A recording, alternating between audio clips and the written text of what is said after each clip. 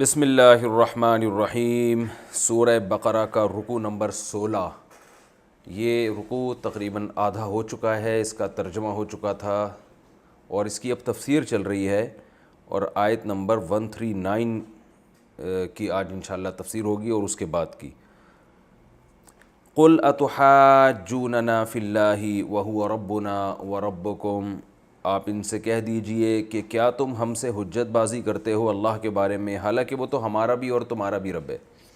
وہ حجت بازی یہ تھی کہ یہود و نصارہ بار بار یہی رٹ لگاتے تھے کہ جو یہودی یا عیسائی ہوگا بس وہی جنت میں جائے گا۔ یہودی کہتے تھے یہودی ہونا اور عیسائی کہتے تھے عیسائی ہونا، یعنی وہ اصل میں اس کو کسی قوم کا خاصہ سمجھ بیٹھے تھے کہ جنت جو ہے نا ایک مخصوص قوم کا حق ہے، اعمال یا ایمان پر اس کا گویا مدار نہیں ہے۔ تو اس پہ اللہ نے فرمایا کہ نبی آپ ان سے کہہ دیجئے کہ تم لوگ اللہ کے بارے میں ہم سے حجت بازی کرتے ہو، یعنی گویا یہ اللہ کے بارے میں بحث ہو رہی ہے کہ اللہ کس کو بخشے گا کس کو نہیں بخشے گا، تو اللہ کے بارے میں بحث ہو رہی ہے، حالانکہ وہ ہمارا اور تمہارا سب کا رب ہے۔ تو اگر صرف تمہارا رب ہوتا اور پھر اللہ تمہیں ہی بخش دیتا تو پھر تو کسی کو کوئی اعتراض نہیں ہے، لیکن یہ تو نہیں ہو سکتا کہ بخشش جو ہے اللہ کی کسی خاص قوم کے ساتھ خاص ہو جائے، کیونکہ وہ ہمارا رب بھی ہے تمہارا رب بھی ہے، تو اس کے بارے میں تم الٹی حجت بازی ہم سے کیوں کر رہے ہو؟ اور ہمارے لیے ہمارے اعمال ہیں، تمہارے لیے تمہارے اعمال ہیں، اگر تم نے اچھے اعمال کیے ہیں تو تم کو اس کا بدلہ ملے گا، تو ہم بھی اگر اچھے اعمال کریں گے تو ہمیں بھی ملے گا۔ ایسا کیسے ہو سکتا ہے کہ ہم اعمال کریں نہیں ملے اور تم اعمال کرو بس تم ہی جنت میں جاؤ؟ اور ہم تو اس کے لیے اخلاص کرنے والے ہیں، ہم تو نبی صلی اللہ علیہ وسلم پر جو ایمان لے کر آ رہے ہیں تو ہم اللہ کے لیے خالص ہیں، تو تم خالص نہیں ہو، تمہارے اندر خلوص نہیں ہے۔ تو اور جو یہ بات کہ یہ جو ابراہیم علیہ السلام تھے یہ یہودی تھے عیسائی تھے، تو اس کا جواب اگلی آیت میں دیا جا رہا ہے۔ ام تقولون، تم یہ کہتے ہو، کیا تم یہ کہتے ہو ابراہیم، اسماعیل، اسحاق، یعقوب اور ان کے جو اولادوں میں جتنے پیغمبر گزرے یہ سارے یہودی تھے یا عیسائی تھے؟ تو قل اانتم اعلم ام اللہ، نبی آپ ان سے کہہ دیجئے تم زیادہ جانتے ہو یا اللہ زیادہ جانتا ہے؟ قرآن میں دوسرے مقام پر اس کا جواب یہ دیا گیا کہ وما انزلت التوراۃ والانجیل الا من بعدہ، کہ ابراہیم علیہ السلام اور یعقوب علیہ السلام یہ یہودی کیسے ہو سکتے ہیں؟ انجیل اور تورات تو ان کے بعد نازل ہوئی ہے، تو ظاہر ہے یہ تورات اور انجیل کے مکلف تھے ہی نہیں اس کے تفصیلی احکام کے، تو تم نے ان پہ بھی یہودی کا لیبل کیسے لگا دیا؟ تو وہاں دلیل سے جواب ہے، یہاں صرف یہ جواب دیا جا رہا ہے کہ زیادہ علم اللہ کے پاس ہے۔ تو جب اللہ ایک بات بیان کر رہا ہے کہ اصل جو ابراہیم، اسماعیل، اسحاق اور یعقوب کا جو دین تھا وہ نہ یہودیت تھی نہ عیسائیت، وہ ہے اپنے آپ کو اللہ کے سپرد کر دینا، تو جس وقت اللہ کا جو حکم اس کو فالو کرنا، اسی پر ابراہیم، اسماعیل، اسحاق علیہ السلام نے عمل کیا۔ تو آج جو اس معیار پہ پورا اترے گا وہ اس بات کا حقدار ہے کہ وہ کہے کہ میں یعنی اللہ کے دین کو فالو کرتا ہوں، یا میں تورات پر ایمان رکھتا ہوں، یا میں انجیل پر۔ باقی جو اس معیار پہ پورا نہیں اترے گا وہ تورات اور انجیل پر بھی ایمان کے دعوے میں سچا نہیں ہے۔ آگے اللہ نے فرمایا وَمَنْ أَظْلَمُ مِمَّنْ كَتَمَ شَهَادَةً عِنْدَهُ مِنَ اللَّهِ، اس سے بڑا ظالم کون ہوگا کہ اس کے پاس شہادت ہو اللہ کی طرف سے اور وہ اسے چھپا لے۔ تو میں نے بتایا تھا کہ قرآن میں کئی جگہوں پر آتا ہے کہ اس سے بڑا ظالم کون ہوگا، یعنی قرآن کہہ رہا ہے سب سے بڑا ظالم یہ ہے، کبھی قرآن کہہ رہا ہے شرک سب سے بڑا ظلم ہے، کبھی قرآن کہہ رہا ہے شہادت کو چھپانا سب سے بڑا ظلم ہے، کبھی قرآن کہہ رہا ہے اللہ پہ جھوٹ باندھنا سب سے بڑا ظلم ہے۔ تو اس سب سے بڑے ظلم کا مطلب ہوتا ہے کہ جس نوعیت کا آگے گناہ بیان کیا جا رہا ہے نا، ان گناہوں کی جنس میں سب سے بڑا جرم یہ ہے۔ اب یہاں پر ایک جرم بیان کیا جا رہا ہے کتمان شہادت، گواہی کو چھپانا، تو گواہی چھپانا ایک ظلم ہے۔ تو اللہ فرماتے ہیں جو اللہ کے پاس اللہ کی طرف سے اس کے پاس گواہی ہو اور وہ والی گواہی چھپا دے، تو گواہی کو چھپانے والے مجرموں میں سب سے بڑا مجرم یہ ہے، یہ مطلب ہوتا ہے اس آیت کا۔ یعنی آپ کے پاس گواہی تھی کہ وسیم نے ستار سے پیسے کھائے ہیں، عدالت نے آپ کو بلایا، آپ نے چھپا لیا، آپ مجرم ہیں۔ آپ کے پاس گواہی تھی کہ فلاں نے فلاں کے مکان پہ قبضہ کیا ہے، فلاں نے فلاں کو قتل کیا ہے، آپ کو عدالت نے بلایا، آپ نے گواہی چھپا لی، آپ مجرم ہیں۔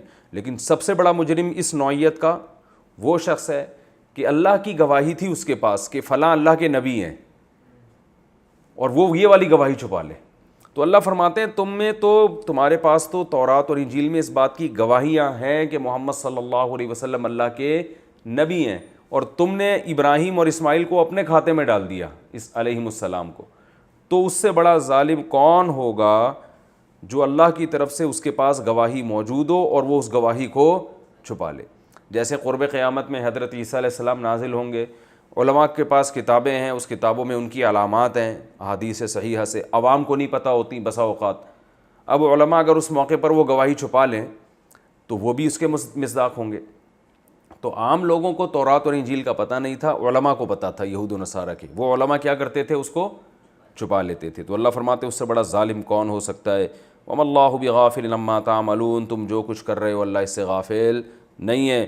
تِلْكَ أُمَّةٌ قَدْ خَلَتْ لَهَا مَا كَسَبَتْ، اللہ نے اسی آیت کا دوبارہ تکرار کیا۔ بعض دفعہ ایک ٹاپک بہت اہم ہوتا ہے تو اللہ اس کو بار بار یعنی اس کا تکرار کرتے ہیں کہ تِلْكَ أُمَّةٌ قَدْ خَلَتْ، یہ قوم تھی جو گزر چکی، ابراہیم، اسماعیل، یعقوب اور ان کی آگے اولادیں۔ تو یہ جو ہم تمہیں واقعات بیان کر رہے ہیں یہ بتانے کے لیے نہیں کہ یہ کیا تھے، بلکہ یہ تم جو غلط بیانی سے کام لے رہے ہو بس اس کو ہائی لائٹ کرنا۔ اصل حکم کیا ہے؟ لہا ما کسبت، ان کے لیے وہ کچھ جو انہوں نے کمایا، اور ولکم ما کسبتم، تم جو کماؤ گے وہ تمہیں ملے گا۔ تو اب تم اپنے عمل کو فوکس کرو۔ ولا تسألون عما كانوا يعملون، جو کچھ یہ لوگ کرتے تھے اس کے بارے میں تم سے سوال نہیں ہوگا۔ یہ بڑا لمبا رکوع تھا اور بہت اہم رکوع تھا، اور یہ پہلے پارے کا آخری رکوع ہے۔ اس میں کیا اسباق ہمیں ملتے ہیں میں نمبر وار مختصراً بیان کر دیتا ہوں۔ پہلی بات تو حضرت ابراہیم علیہ السلام کی فضیلت، کہ اللہ نے فرمایا اس سے بڑا بے وقوف کون ہو سکتا ہے جو ابراہیم کی ملت سے اعراض کرے، کیونکہ یہ تو سب کے نزدیک پیغمبر تھے، تو اور ان کا اصل مذہب کیا تھا؟ اپنے آپ کو اللہ کے سپرد کر دینا۔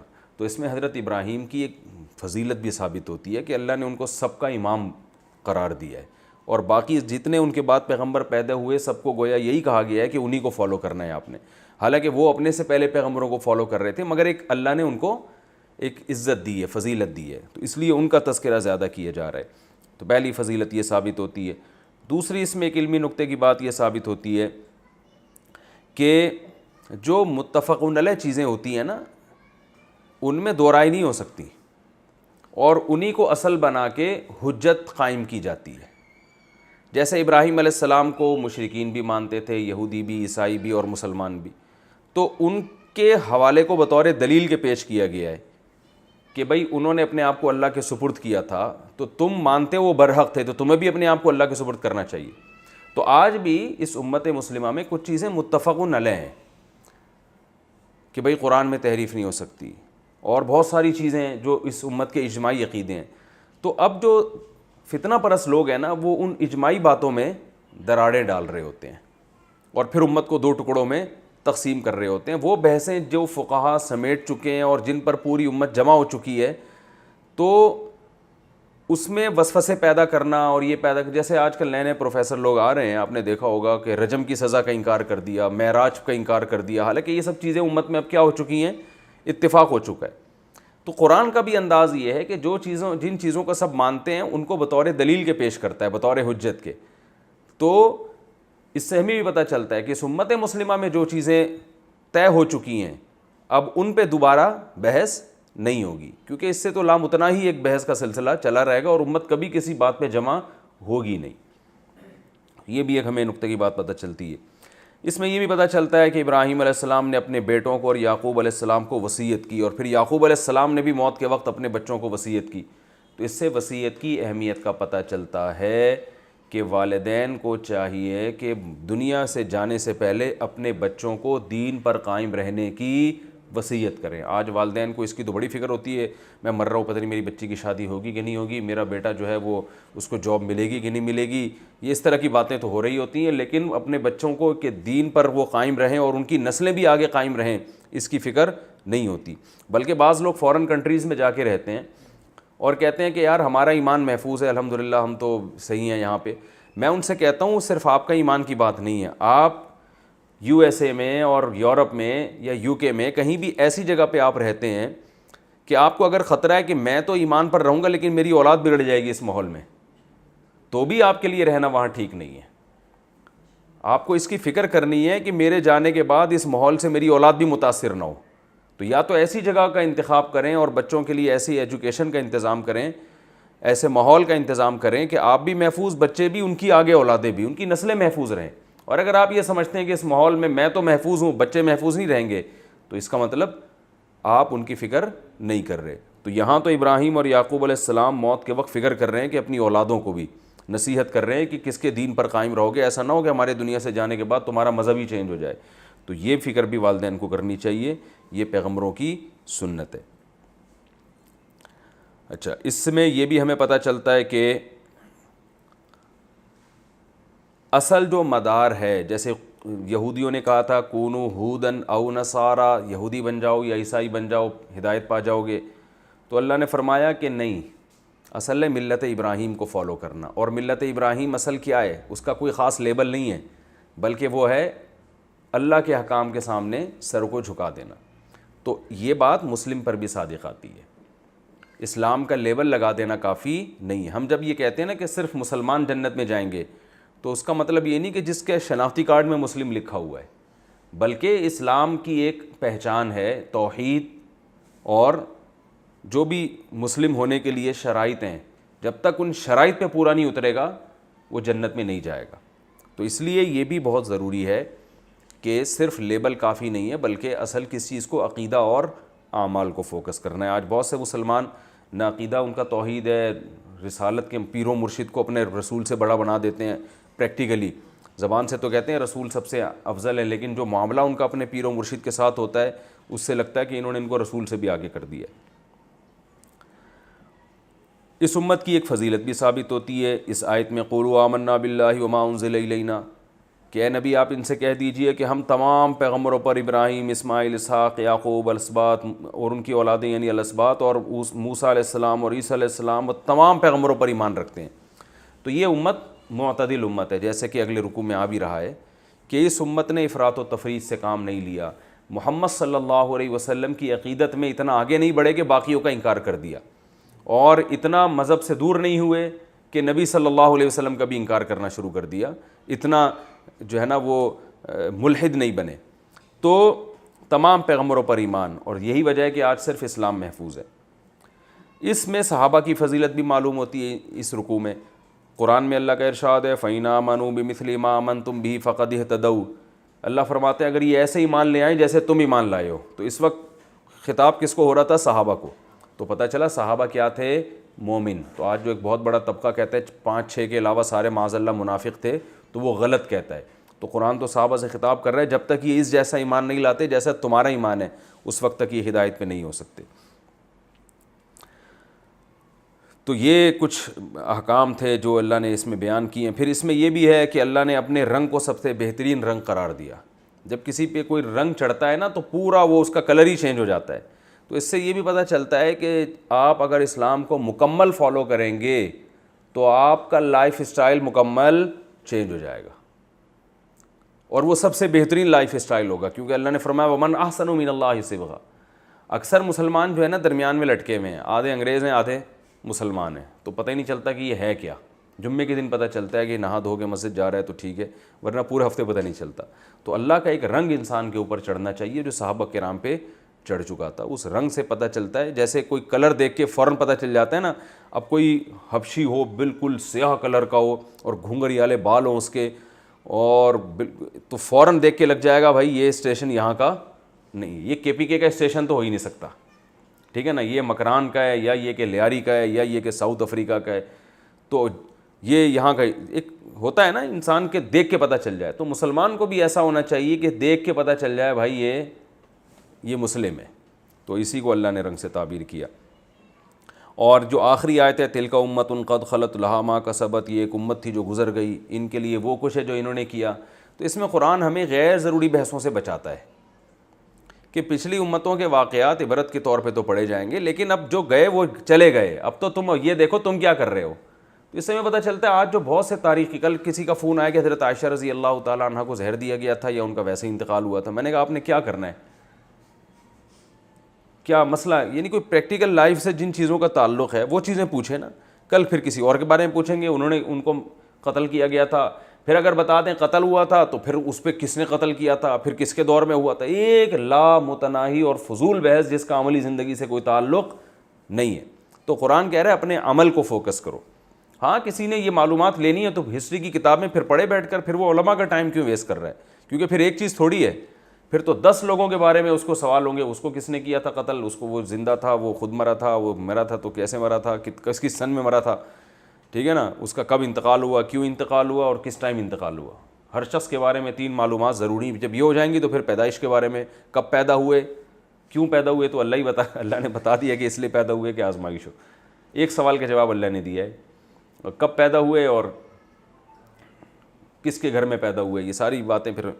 تو لہا ما کسبت ولکم ما کسبتم. اب یزید جو ہے حضرت حسین اس کے دور میں قتل ہوئے, تو اب اس کو لے کر پورے سال اسی کو گھسیٹتے رہنا.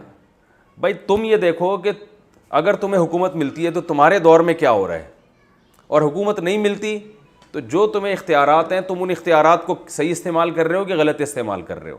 تو اپنے بارے میں کوئی غور کرنے کے لیے تیار نہیں ہے. تو ایسے تاریخی واقعات میں تو ظلم بھرا ہوا ہے نا. حضرت عثمان کے بھی قاتل ہیں, حضرت حسین رضی اللہ عنہ کے بھی قاتل, اور پھر بڑی بڑی تاریخی شخصیتیں ہیں ان کے قاتل.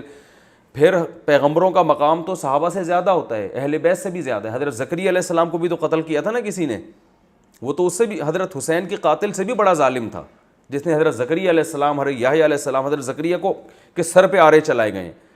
تو پھر اس بحث کو بھی اٹھایا جائے, اس کو بھی لے کے تقریریں کی جائیں, پھر رویا دھویا جائے, پھر اس پہ لعنت بھیجی جائے. تو بھائی جو جس نے کیا, اللہ ظالموں پہ اللہ کی لعنت. تو بس یہ مختصر لعنت بھیج کے آگے ہم نے اپنا کام کرنا ہے کہ ہم کوئی ایسا عمل نہ کریں کہ ہم پر بھی لعنت اللہ کی طرف سے ہو جائے. تو وہ اپنے عمل کو ہم نے فوکس کرنا ہے. یہ اہم پوائنٹ ہے اس رکوع کا. آگے سورہ بقرہ کا 17واں رکوع ہے اور دوسرا پارہ شروع ہو رہا ہے. سَيَقُولُ السُّفَهَاءُ مِنَ النَّاسِ مَا وَلَّاهُمْ عَنْ قِبْلَتِهِمُ الَّتِي كَانُوا عَلَيْهَا.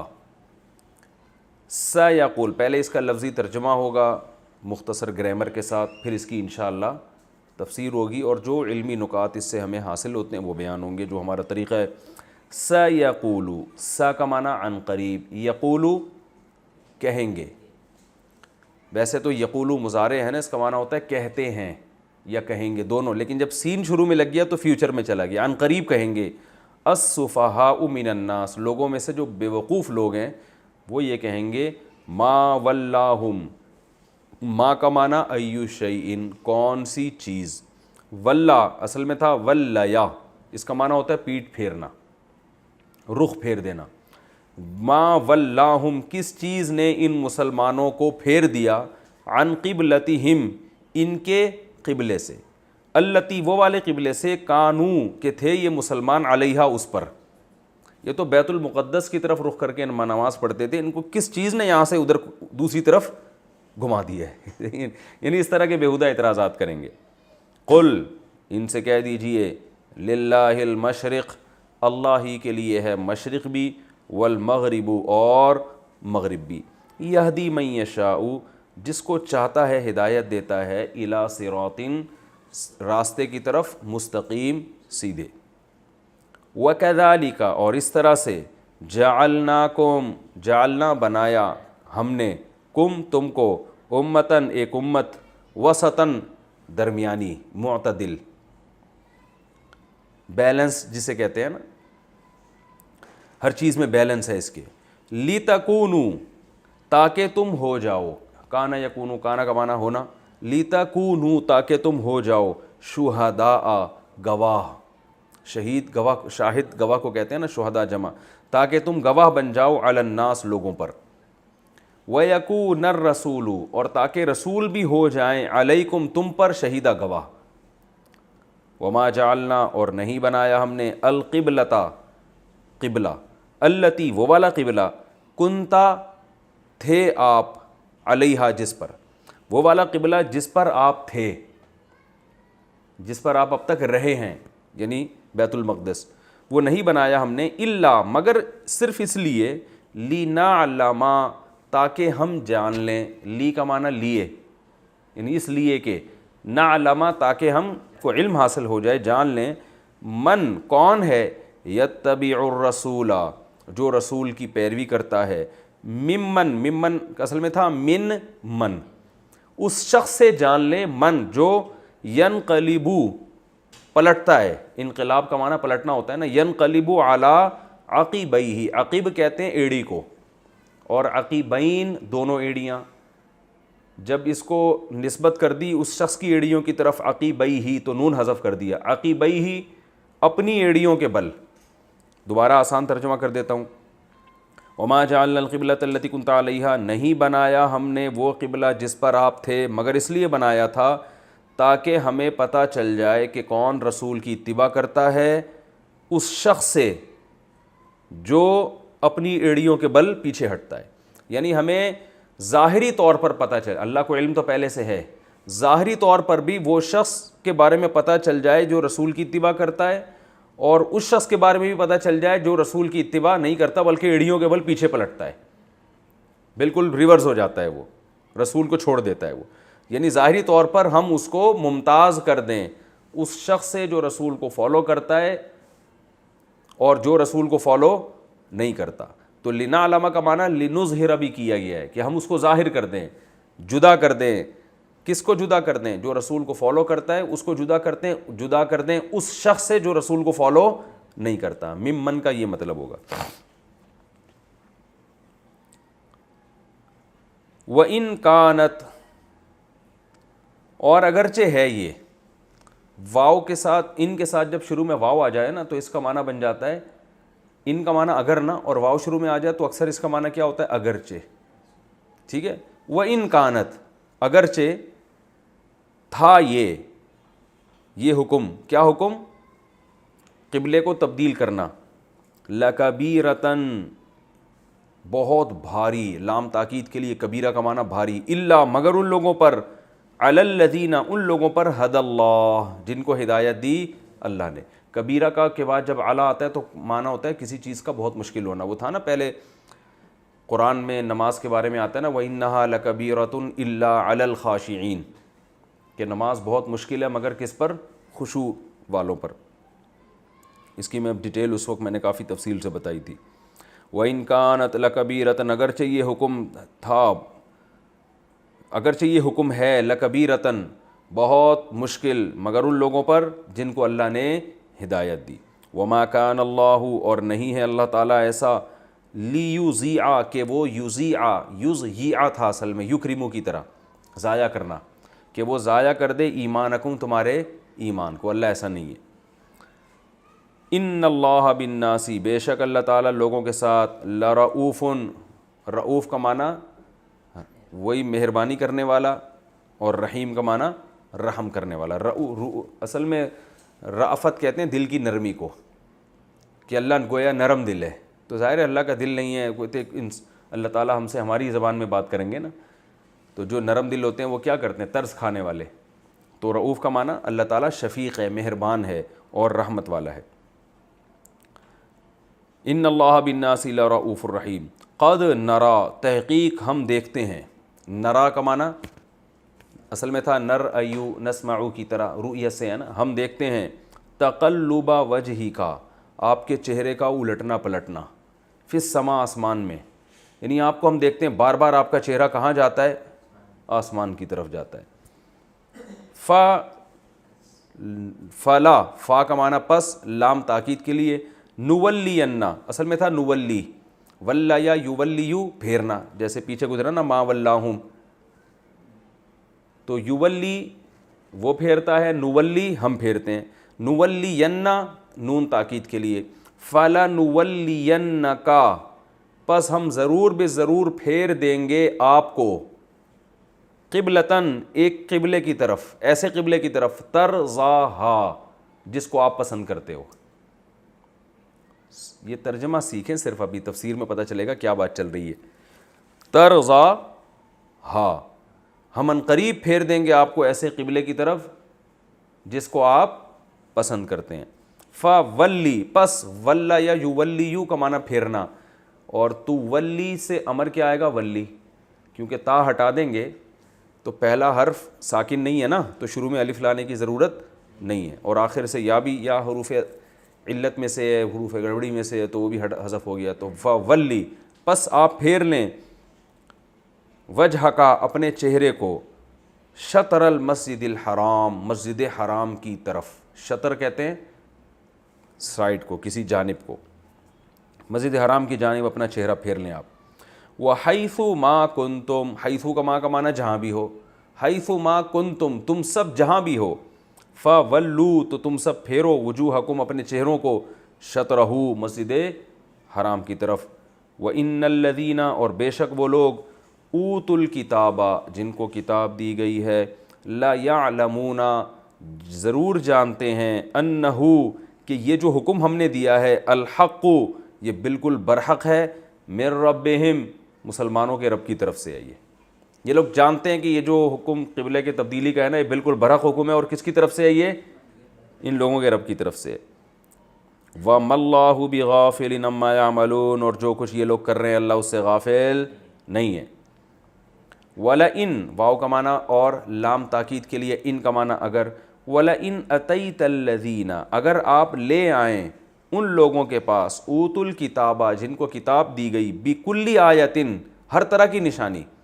دیکھو اتیتا کا معنی ہوتا ہے آنا، لیکن اس کے بعد بی آ رہا ہے نا، با، تو اس کا معنی کیا بن جائے گا؟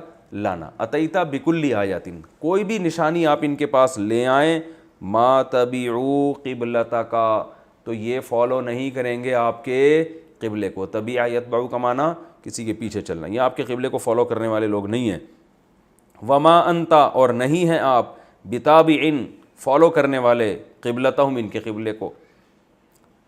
وما بعضهم بتابع، اور نہ ہی ان میں سے بعض فالو کرنے والے ہیں، قبلۃ بعض، ایک دوسرے کے قبلے کو. یہ خود ان کا آپس میں بھی قبلے میں کیا ہے؟ اختلاف ہے.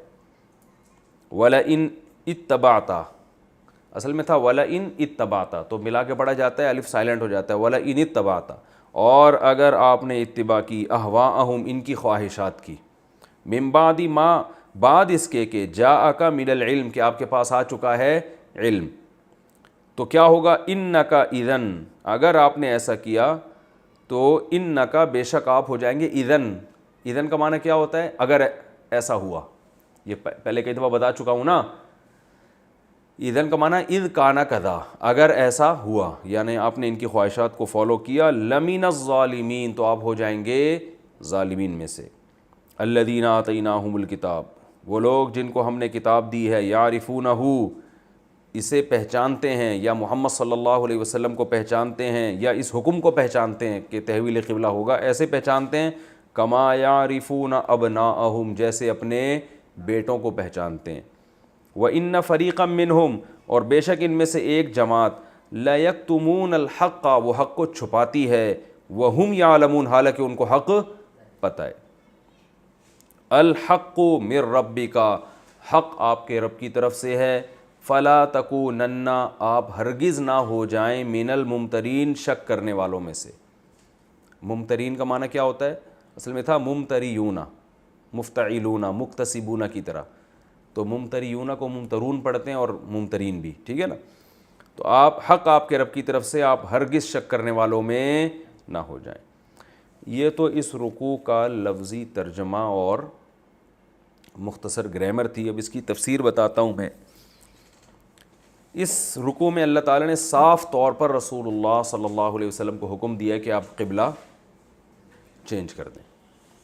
آپ صلی اللہ علیہ وسلم جب مدینہ گئے نا، تو تقریباً 17 مہینے آپ نے مدینہ منورہ میں بیت المقدس ہی کی طرف رخ کر کے نماز پڑھی، اور آپ اسی طرف رخ کر کے نماز پڑھا کرتے تھے. لیکن آپ صلی اللہ علیہ وسلم کی دلی خواہش تھی کہ قبلہ کعبہ ہونا چاہیے، جو ابراہیم علیہ السلام نے بنایا تھا. یہ آپ کی ذاتی چاہت تھی، اور اس لیے بھی آپ چاہتے تھے کہ اسلام کا مرکز مکہ بنے. اور یہ تو انسان کی نیچر بھی ہے نا کہ وہ اپنی جگہ کو ترجیح دیتا ہے. اور پھر جو تورات اور انجیل میں نشانیاں لکھی ہوئی تھیں آخری نبی کی، ان نشانیوں میں ایک یہ بھی تھا کہ ان کا جو قبلہ ہوگا وہ کعبہ ہوگا، بیت اللہ ہوگا. تو آپ صلی اللہ علیہ وسلم کی طبیعت پہ یہ بات بھی شاک گزرتی تھی کہ جو نشانیاں ہیں ان میں جو اللہ تعالیٰ جو ہے اس میں کیا ہوگا، کہ کیونکہ یہود و نصارہ چاہتے تھے قبلہ تبدیل نہ ہو، کیونکہ ان کو پتہ تھا کہ آخری نبی کی علامات میں سے یہ ہیں کہ وہ قبلے کو کیا کر دیں گے، بیت المقدس کے بجائے کعبہ کو بنا دیں گے. تو یہ ساری چیزیں مل کے نبی کی چاہت تھی. تو لیکن کیا ہے کہ پروپیگنڈا یہ لوگ یہ کرتے تھے کہ جو صدیوں سے قبلہ چلا آ رہا ہے بیت المقدس وہی اصل قبلہ ہے. تو اب اس حکم کو ان آیتوں میں صاف لفظوں میں چینج کر دیا گیا. اور آپ صلی اللہ علیہ وسلم نماز پڑھا رہے تھے اور نماز کے دوران یہ آیتیں نازل ہوئیں جو ہم آگے پڑھیں گے, اور اسی میں آپ صلی اللہ علیہ وسلم نے اپنے رخ کو چینج کر لیا. اور جس طرح آپ نماز پڑھا رہے تھے نا, قبلہ بالکل اس کے اپوزٹ سائڈ پہ تھا. تو اس لیے آپ صلی اللہ علیہ وسلم باقاعدہ چل کے نا نماز کی حالت میں چل کے گئے ہیں, اور مقتدیوں کے پیچھے آ کے آپ صلی اللہ علیہ وسلم دوسری طرف رخ کر کے کھڑے ہو گئے, اور مقتدیوں نے سب نے اپنا رخ چینج کر لیا. تو یہ قرآن نے ان کی تعریف کی ہے کہ ایک تو ایسے فالو کرنے والے لوگ ہیں کہ جنہوں نے گویا یہ بھی نہیں پوچھا کہ ہوا کیا ہے, یعنی نماز کی حالت میں آپ نے ایسا کیا تو سمجھ گئے کہ اللہ نے حکم کو کیا کر دیا ہے, چینج کر دیا. اور سارے اس کو مسجد ذو قبلتین کہا جاتا ہے نا. ظہر کی نماز ہو رہی تھی, دو قبلوں والی مسجد آج بھی سعودی عرب میں, مکہ میں, وہ مدینہ میں وہ موجود ہے. تو اب اس میں انسانی عقل اس لحاظ سے بھی حیران ہوتی ہے کہ کتنے کلومیٹر کا فاصلہ ہے مکہ سے مدینہ, اور نبی صلی اللہ علیہ وسلم نے جو رخ چینج کیا نا وہ آج بھی بالکل کہاں ہے, مکہ کی طرف, مسجد حرام کی طرف رخ ہے. حالانکہ کوئی فلکیات کا اس وقت صحابہ کو تو معلوم نہیں تھا. اگر معلوم بھی تھا کسی صحابی کو فلکیات کا علم تو انہوں نے نماز کے دوران نبی صلی اللہ علیہ وسلم کو تھوڑی بتایا ہوگا. تو وہ بالکل اس دور کی ساری مسجدیں کس طرف ہیں, مکہ مکرمہ کی طرف اور مسجد حرام کی طرف. تو اللہ نے فرمایا سیقول السفہاء من الناس, یہ بے وقوف لوگوں میں جو بے وقوف ہیں وہ یہ کہیں گے ما واللہ من قبلتہم التی, ان قریب کہیں گے. ان قریب کا اس لیے استعمال کیا کہ میں ابھی ان قریب حکم چینج کرنے والا ہوں, ٹھیک ہے نا. تو پہلے نبی کو بتا دیا کہ اے نبی ہم حکم تو دے رہے ہیں, حکم تو چینج ہو جائے گا, لیکن آپ پر جو اعتراضات اور سوالات کی بوچھاڑ ہوگی ہم اس کی طرف پہلے اشارہ کر رہے ہیں. اتنے آرام سے یہود و نصارہ کا یہ حکم ہضم نہیں ہوگا. اور مفسرین نے یہ بھی لکھا ہے کہ بعض وہ لوگ جو ایمان لا چکے تھے لیکن کمزور ایمان والے تھے وہ بھی اس حکم کے بعد مرتد ہو گئے. انہوں نے کہا یہ تو معاذ اللہ محمد صلی اللہ علیہ وسلم نے جو اصل دین تھا نا آسمانی مذاہب کا وہی چینج کر دیا ہے. تو وہ بھی جو کمزور ایمان والے لوگ تھے نا وہ بھی مرتد ہو گئے تھے اس حکم کے چینج ہونے کے بعد. تو اللہ نے فرمایا ان قریب لوگوں میں جو بے وقوف لوگ ہیں وہ یہ کہیں گے ما واللہ من قبلتہم التی کانوا علیہا, جس قبلے پر یہ پہلے رخ کر کے نماز پڑھتے رہے ہیں اس سے ان کو کس نے پھیر دیا. یعنی مطلب یہ کہ یا تو وہ صحیح تھا یا یہ صحیح تھا. اگر وہ صحیح تھا, مکہ کعبہ صحیح ہے, تو پہلے سے پھر کعبہ کی طرف رخ کرتے ہیں نا. اور اگر بیت المقدس صحیح تھا تو پھر بیت المقدس ہی کی طرف رہنا چاہیے تھا. اس کا مطلب یہ خود کنفیوز ہے کہ اصل قبلہ ہے کون سا. تو اس کا جواب دیا جا رہا ہے قل للہ المشرق والمغرب, ان سے کہہ دیجئے کہ مشرق اور مغرب سب اللہ کا ہے. تو جب مشرق بھی اللہ کا ہے مغرب بھی اللہ کا, تو اللہ نے پہلے وہاں کہا ہوا تھا تو وہاں ہو جاتی تھی, اب یہاں کہا ہوا ہے تو کیا ہو گئی, یہاں ہو گئی. تو اس میں اتنا پریشان ہونے والی کون سی بات ہے کہ پہلے ادھر رخ تھا تو ادھر نماز کیوں نہیں ہو رہی تھی تو ادھر رخ تھا. تو یہ سب حماقت اور بے وقوفوں والی باتیں. تبھی اللہ نے ان لوگوں کو کیا تعبیر کیا کہ ان قریب لوگوں میں جو پرلے درجے کے احمق ہیں وہ اس طرح کی باتیں شروع کر دیں گے. مسلمان اللہ کے حکم کو دیکھتا ہے. یہدی من یشاء الی صراط مستقیم, جس کو چاہتا ہے سیدھا راستہ دکھا دیتا ہے. تو اللہ نے بہت سے لوگوں کو سیدھا راستہ دکھا دیا, انہوں نے نبی کے حکم کو فالو کیا, پہلے ادھر رخ کر رہے تھے ابھی ادھر رخ کر رہے ہیں. تو یہ اللہ نے ان کو سیدھا, اور جو بے وقوف لوگ ہیں وہ کیا کر رہے ہیں, وہ فضول اعتراضات کر رہے ہیں. وَكَذَلِكَ جَعَلْنَاكُمْ أُمَّةً وَسَطًا, اب اللہ اس میں اس امت مسلمہ کی تعریف کر رہے ہیں, دیکھو اس طرح ہم نے تم کو امت وسطا بنایا ہے کہ تم ایسے اعتراضات نہیں کرتے. یہود و نصارہ کی جو تباہی کی وجہ ہے وہ وجہ اللہ بیان کر رہے ہیں کہ یہ اعتدال سے ہٹ گئے ہیں, اور یہ امت کیا ہے, اعتدال والی. اعتدال کا مطلب کیا ہے کہ اللہ نے انسان کو جتنی قوتیں دی ہیں نا اس میں اس کو معتدل رہنا چاہیے. اب یہودیوں نے کیا کیا کہ اپنی عقل کو وحی کے مقابلے میں استعمال کرنا شروع کر دیا کہ بھائی بیت المقدس جو قبلہ تھا وہ بھی اس لیے تھا نا کہ اللہ نے بنایا تھا. اب کعبہ بھی جب اللہ بنا رہا ہے تو وہ قبلہ بن گیا, تو اب اللہ کے حکم کے مقابلے میں اپنی عقل کو کیا کر دینا چاہیے, وہ سپرد کر دینا چاہیے. ہاں اس پہ بحث ہو کہ یہ اللہ کا حکم ہے یا نہیں ہے, یہ کہنا کہ یہ ہو ہی نہیں سکتا, پاسبل ہی نہیں ہے, تو یہ کیا ہے, آپ وحی کے مقابلے میں اپنی عقل کو بڑھا رہے ہیں. تو اس لیے اللہ نے فرمایا یہ امت کیا ہے, امت وسط معتدل امت ہے کہ یہ عام کھانے سے اس کو مطلب ہے, پیڑ گننے سے مطلب نہیں ہے. ایسا نہیں ہے کہ اس امت کو پہلے اللہ نے حکم دیا بیت المقدس کی طرف رخ کرو تو اس امت نے نہ اس حکم پہ بھی اعتراض نہیں کیا کہ اللہ جب یہ نبی مکہ میں پیدا ہوئے اور ابراہیم علیہ السلام کا قبلہ کیا تھا, کعبہ تھا, تو صحابہ نے یہ اعتراض نہیں کیا کہ ہم لوگ کعبہ کی طرف کریں گے, ہم بیت المقدس کی طرف رخ کیوں کریں.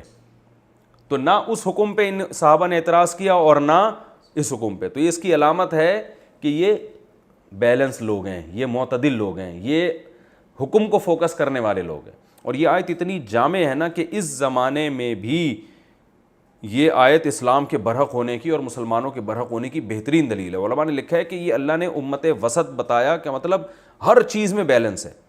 اب آپ دیکھیں کہ جن قوموں نے عقل سے کام لیا, ایک طرف بے حیائی کا طوفان اتنا کھڑا کر دیا انہوں نے, بعض قومیں ایسی ہیں کہ لڑکوں سے بدکاری کو بھی لیگل کر دیا انہوں نے, زنا کو بھی لیگل کر دیا. اور ایک طرف بعض قومیں ایسی ہیں کہ جنہوں نے رہبانیت کو اختیار کیا کہ عورت سے دور رہو, اور ایسا دور رہو کہ جنگلوں میں جا کے عبادت کرو, جیسے کہ عیسائیوں کے راہبوں نے کیا ہے, جنگلوں میں جا کے عبادت نہ, عورت سے بالکل ہی دور. تو اعتدال کس امت میں ہے؟ وہ صرف مسلمانوں میں آپ کو ملے گا. نہ تو رہبانیت کے قائل ہیں کہ ایسی دوری اختیار کرو کہ جو ہے نا جنگلوں میں نکل جاؤ یا نکاح ہی نہ کرو ساری زندگی, اور اتنا بے لگام بھی بننے کی ضرورت نہیں ہے کہ زنا کوئی لیگل کر دیں, بلکہ اس کے حکام دیے کہ نکاح ہے اور کس عمر میں نکاح ہے اور کس سے نکاح ہے. تو یہ بیلنس ہے. اسی طرح بعض قوموں نے مذہبوں میں نے کیا کیا کہ ہر دنیا کی نعمت سے کنارہ کشی اختیار کی انہوں نے, جیسے عیسائیوں کے راہبوں نے اور ہندوؤں کے پنڈتوں میں آج بہت ایسے ملیں گے آپ کو. اور جو لبرل ہوئے ہیں وہ اتنے کہ شراب بھی حلال ہو گئی ان کے یہاں, نشے بھی ان کے لیے کیا ہو گئے, جائز ہو گئے. بزنس کے معاملے میں آپ دیکھ لیں کہ جوا سٹا بھی جائز ہے بہت سی قوموں کی نظر میں, لیکن اسلام نے کیا کیا, اور بعض نے کیا کیا کہ تجارت اور دنیا داری کو بالکل ہی غلط قرار دے دیا کہ انسان دنیا میں پڑے ہی نہیں. ٹھیک ہے نا, تو اسلام نے اس میں بھی بیلنس کیا, بھائی تجارت بھی کرنی ہے, گھر والوں کو کھلانا پلانا بھی ہے, لیکن اتنا بھی نہیں کہ سود بھی حلال ہو جائے اور آپ کے لیے سٹا بھی حلال ہو جائے اور جوا بھی حلال ہو جائے, ایسا نہیں ہے, بلکہ پراپر طریقے سے آپ نے تجارت کرنی ہے. تو اسلام کے جتنے بھی احکام آپ دیکھیں گے نا وہ افراط اور تفریط کے درمیان میں ہے. کھانے پینے کے معاملے میں آپ دیکھ لیں, ہندوؤں نے کیا کیا کہ گوشت کھانے کو ہی حرام کر دیا, اتنا غلو کیا کہ بھئی جانور کو کاٹنا ہی نہیں ہے ہم نے کسی قیمت پہ, اور وہ سبزی خور بن گئے. اور دوسری طرف جنہوں نے حلال کیا تو کتے بلی بھی کھانا شروع کر دی, انہوں نے مردار بھی کھانا شروع کر دیا. تو اس معاملے میں اسلام نے بیلنس کیا کہ بھائی نہ تو ایسا ہے کہ صرف سبزی کھاؤ گے, گوشت بھی تمہاری خوراک ہے, لیکن گوشت کا یہ مطلب نہیں کہ جو ملے کھا جاؤ. کچھ جانور ہیں مخصوص جو پاکیزہ جانور ہیں ان کو ذبح کر کے کھانا ہے. تو کھانے کے معاملے میں, حلیے کے معاملے میں آپ دیکھ لو, کچھ لوگوں نے بالوں کو کہا کہ یہ بال جو ہے نا ہونے ہی نہیں چاہیے. ایسے آپ کو مذہبی لوگ ملیں گے جن کے پورے بالکل فارغ البال ہوتے ہیں, نہ داڑھی نہ مونچھ. اور سکھوں نے کیا کیا ہے کہ ہر جگہ کے بال, مونچھیں بھی بڑی ہوئی, داڑھی بھی بڑی ہوئی, سر کے بال بھی, بغلوں کے بال بھی, وہ کہتے ہیں کاٹنا ہی نہیں چاہیے. تو اسلام نے اس معاملے میں بھی کیا کیا ہے, بیلنس. تو بالوں کے حکام دیکھ لیں آپ, جن بالوں کا صفائی سے بڑا تعلق ہے ان کو کاٹنے کا حکم دیا. مرد کے امتیاز عورت سے داڑھی کے بالوں سے ہوتا ہے تو مرد کو داڑھی بنانے کا حکم دیا. تو ہر چیز میں آپ کو اسلام میں کیا نظر آئے گا. عورت اور مردوں کے حقوق میں دیکھ لیں, یا تو یورپ میں عورت جانوروں سے بدتر سمجھی جاتی تھی, اور جب عورت کو حقوق دیے تو مرد کے برابر لا کے کھڑا کر دیا اس کو. عورت کو جب حقوق دیے تو مرد کے برابر لا کے کھڑا کر دیا. تو جب برابر لا کے, حالانکہ عورت کا پھر عورت کیوں ہے پھر وہ بھائی, اگر وہ اس میں ساری صلاحیتیں مرد و ایسی ہیں تو پھر اللہ نے اس کو عورت کیوں بنایا؟ ظاہر ہے اس میں کچھ کمزوری ہے نا. تو اسلام نے یہاں بھی کیا کیا, بیلنس, کہ بھائی عورت کو وہ پاؤں کی جوتی نہیں ہے, وہ جانور نہیں ہے, وہ انسان ہے, وہ آزاد ہے, لیکن مرد کے ماتحت رہے گی وہ نکاح کے بعد, اور نکاح سے پہلے اپنے باپ کے ماتحت رہے گی, غلام نہیں بنے گی, ماتحت رہے گی. تو یہ بھی بیلنس ہے, یہ بھی ایک اعتدال ہے. تو یہ ہر حکم میں ہے, جتنے بھی احکام آپ دیکھیں گے نا اسلام کے, ہر حکم میں آپ کو اعتدال نظر آئے گا. تو اللہ نے فرمایا کہ میں نے تو چند مثالیں دی ہیں, اس پہ میرا پورا ایک مستقل بیان ہے. تو اللہ نے کیا فرمایا, وَكَذَلِكَ جَعَلْنَاكُمْ أُمَّةً وَسَطًا, دیکھو اس طرح سے ہم نے تم کو معتدل امت بنایا ہے. تو یہود و نصارہ کی گمراہی کی وجہ ہی یہ بنی کہ وہ اعتدال کے راستے سے ہٹ گئے, اور اس امت کی اس میں اللہ نے فضیلت بھی بیان کی. فرمایا لِتَكُونُوا شُهَدَاءَ عَلَى النَّاسِ, اور جو معتدل ہوتا ہے نا اسی کی گواہی معتبر ہوتی ہے. دنیا کا اصول ہے کہ کبھی بھی افراط و تفریط کرنے والے کی گواہی کا اعتبار نہیں کیا جاتا. جیسے آپ کے کسی سے بہت اچھے تعلقات ہیں, آپ کو عشق کی حد تک محبت ہے, تو ظاہر ہے عدالت آپ کی گواہی اس کے حق میں نہیں لے گی. عدالت کہے گی بھائی یہ آدمی معتدل نہیں ہے, یہ تو ویسے ہی اس پر اتنا عاشق ہوا ہے, تو یہ تو اسی کے حق میں گواہی دے گا. تو یا کوئی غصے کا تیز ہو, آپ سے دشمنی میں بہت آگے نکلا ہوا ہے, تو بھی گواہی معتبر نہیں ہوتی کہ بھائی اس نے تو اس کو پھنسوانا ہی ہے.